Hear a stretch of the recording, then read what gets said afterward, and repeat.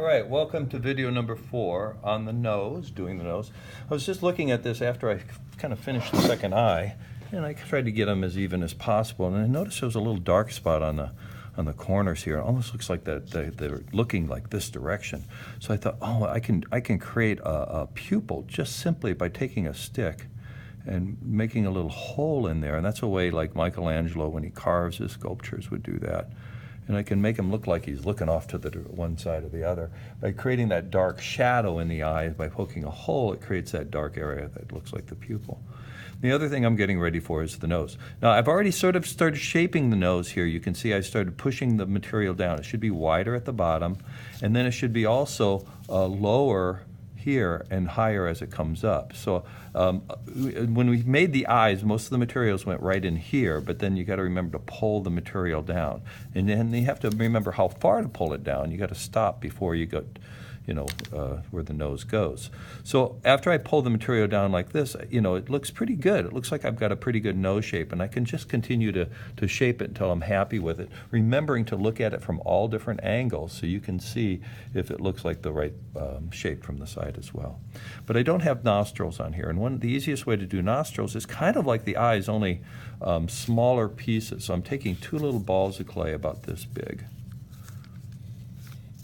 2 little balls of clay, and then I'm going to get the side of the nose wet,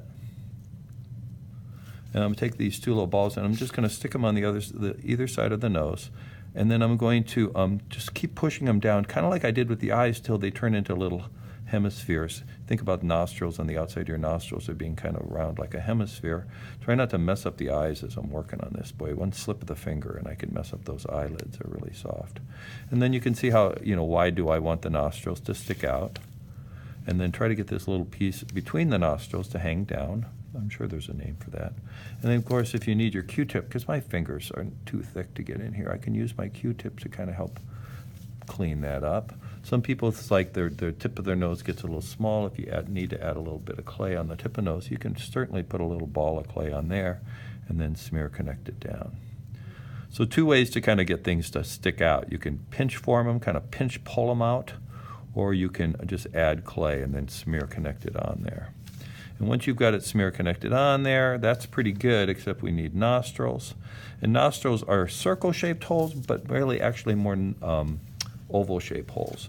So what I'm going to do is I'm going to put my finger here so not to stick it too far, and I'm just going to stick the stick up there. Hey, you got a stick in your nose. And maybe just wiggle it to the side so it becomes a little more oval-like.